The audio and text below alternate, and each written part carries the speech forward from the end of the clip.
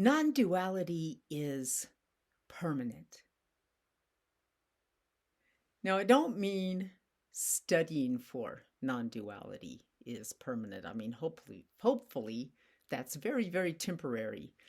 Reading about non-duality is not permanent. Thinking about non-duality is not permanent. And fortunately, talking about non-duality is not permanent. But the non-dual state itself is a state of permanence. Enlightenment itself is permanent.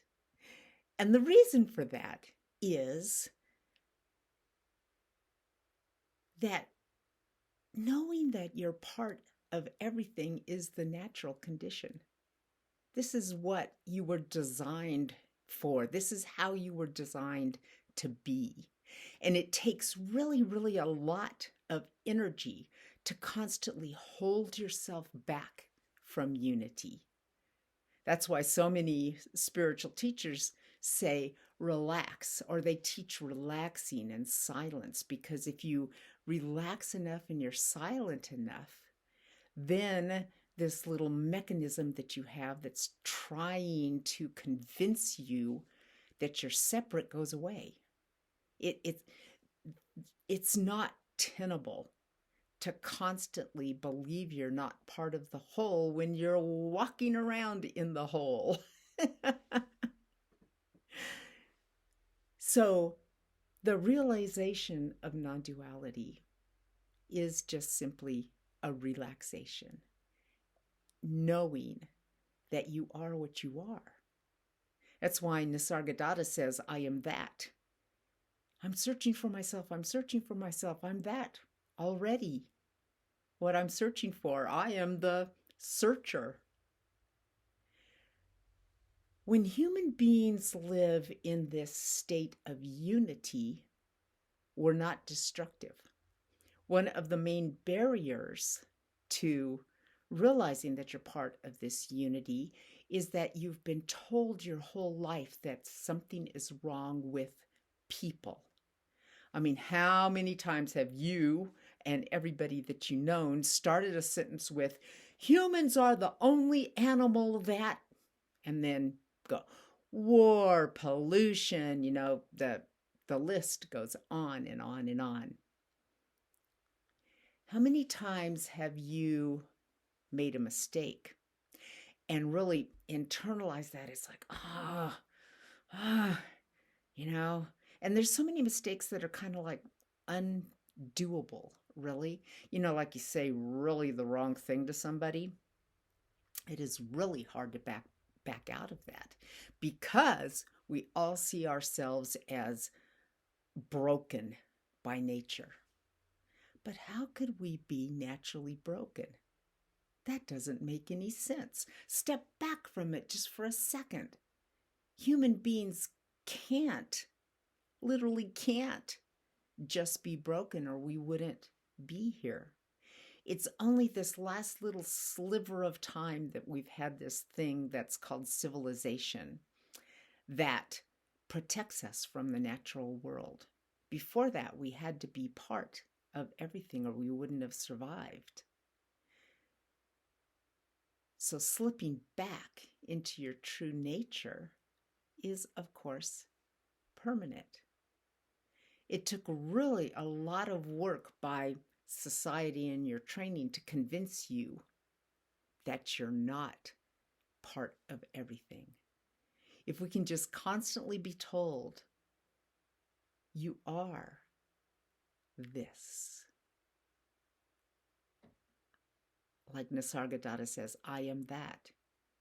Now let me tell you, you are this unity. The more that we're told it, the more we can drift back into the reality of our being. And that's why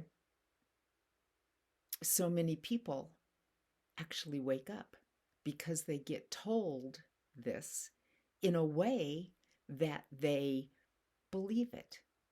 Nisargadatta's story is absolutely perfect. You read the very first part of his book, and one of the questions is, um, how come you were able to do this? What's the difference? And he says, there's no difference. He says, I just trusted my guru when he told me I was whole.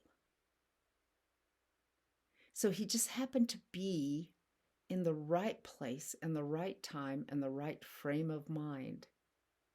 So it's really, really useful to be told over and over and over that this is what it is.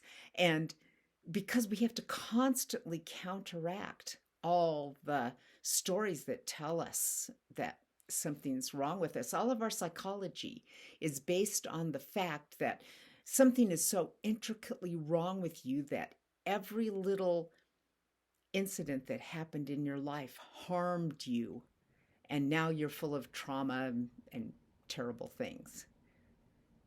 All of our psychology, most of the things that are being sold as spirituality, use the basic premise that something is wrong with you and you need to find spirituality over there. You're searching for it, when actually you're just literally embedded in it. So that's why I'm doing this little series right now. And I'm expanding on different ideas that I had put together in my book, a daily book of awakening. And that book is designed small little tidbits, that says awakening is permanent.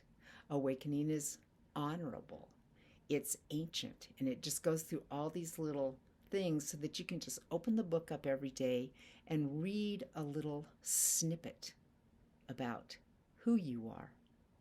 Because the more you read these truths, the more you're going to take it in and take it in and take it in until, like in Nisargadatta, you have a moment of where you're like, it's not believing it, where you're like, well, obviously that's true.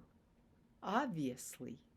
You look inside, there's nothing there that's bad.